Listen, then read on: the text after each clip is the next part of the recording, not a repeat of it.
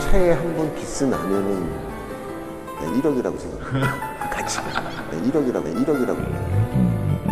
기본적으로 핸들 카바가 이렇게 마스킹 돼 있어요, 아예. 근데 그 위에다가 또 한 번, 여기 물이 닿으면 안 되니까 천으로 덮어서 사고를 예방하는 게 아주 중요하죠.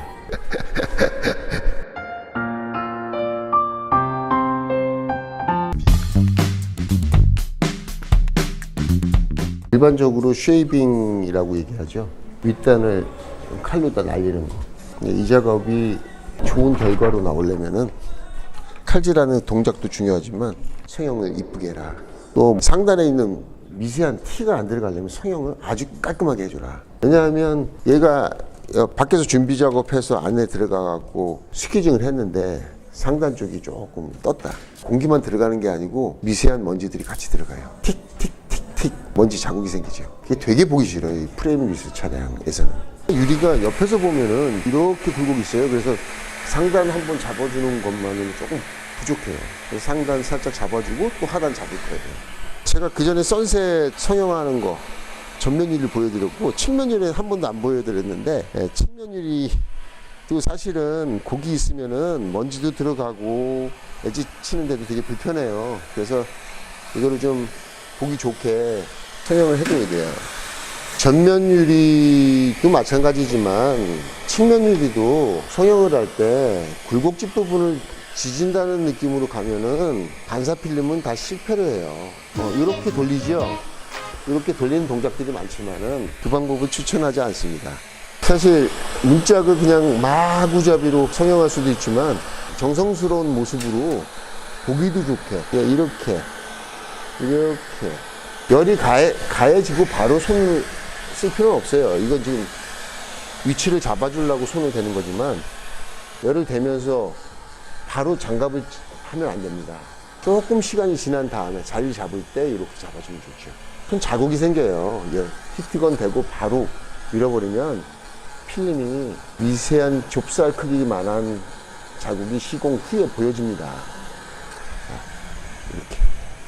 이렇게 해서 잡았습니다. 얘는 또 하단도 그렇게 잡았는데 하단이 또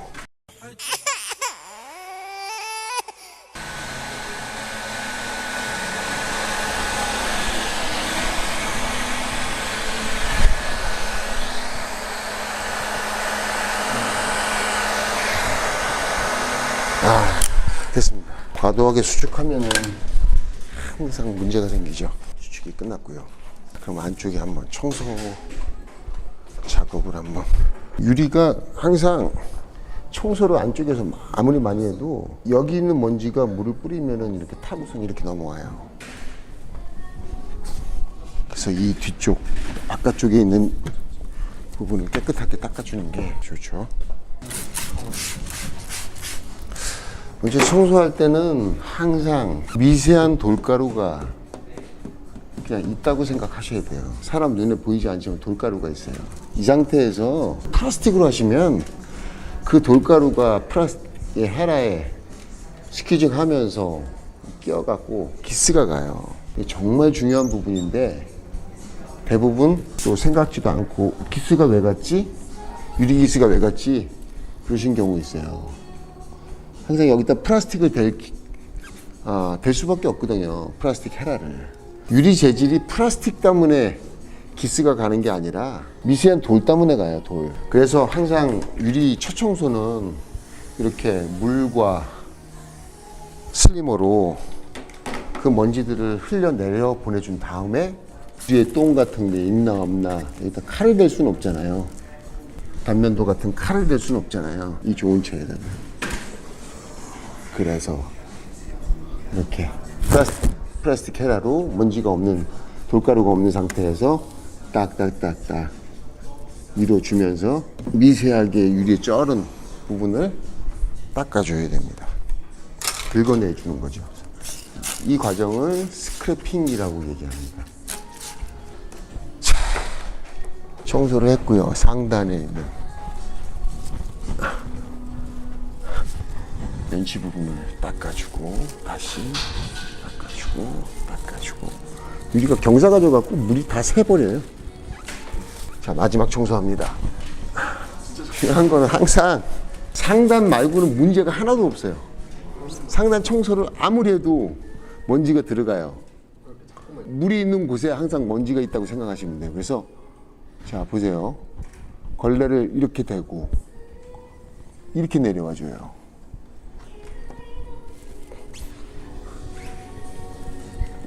스키징도 이렇게 하면은 다 새버리니까 사각을 줘서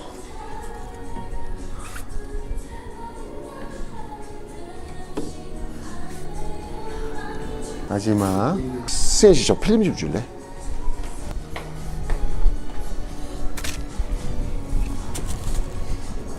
아, 이렇게 하면 너무 거리가 너무 짧아갖고.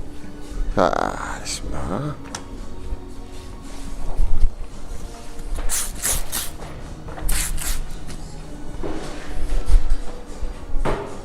저도 오랫동안 20년 가까이 이빨로 필름을 까왔지만 지금은 이빨은 안 됩니다.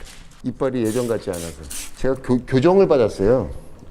치아 교정을 받았더니 윗니하고 아랫니하고 너무 잘 맞아떨어져 갖고 필름 깔 수가 없어요. 지금 어금니로 까줘야 되는데 어금니가 너무 교정이 잘 됐어.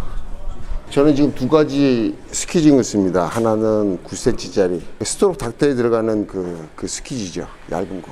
또 하나는 5mm짜리 두꺼운 거 그렇습니다.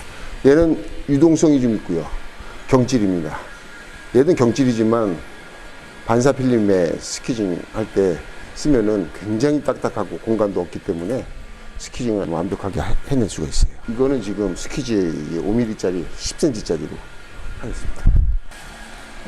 스키징 할 수 있는 자세가 나와야 되죠. 이게 지금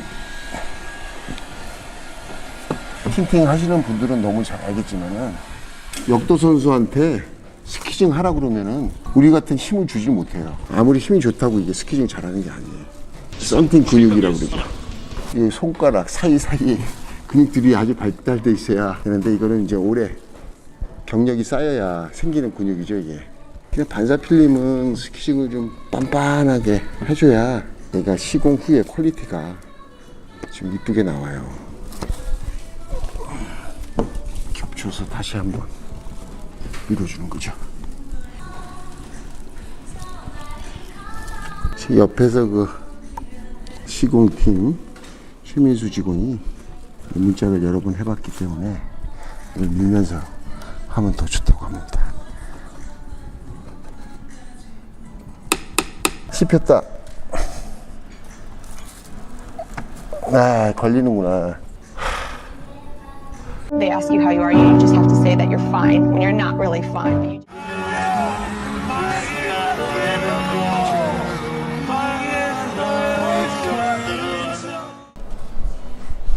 유튜브 각인데요.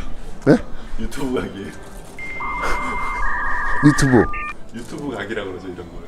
저번에 포르쉐 먼지 들어간 것처럼. 그렇네.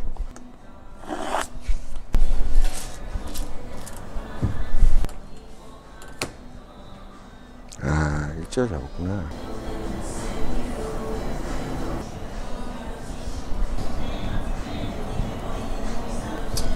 이게 왜 그러냐면 밑에 들어가는 바킹 하단 쪽에 들어가는 부분이 1m 정도 되는데 1m가 일정하게 나와줘야 되는데 바킹이 빡빡한 상태에서 어디는 깊게 들어가고 어디는 얕게 들어가고 하다 보니까 안에 들어간 거는 그냥 필름이 굳어버려요. 굳어버리니까 깊이가 똑같으면 그냥 스키징 할 때 씹히지가 않는데 어떻게 해야 되냐면 먼저 이렇게 놓고서는 좀 더 정밀하게 한번 밑에를 라인을 만들어 볼게요. 똑같이 들어갈 때 하단 라인을 한번 제가 한 다음에 그 다음에 수정해서 하겠습니다. 문제점을 찾아갖고 두 번째 할 때는 성공할 수 있도록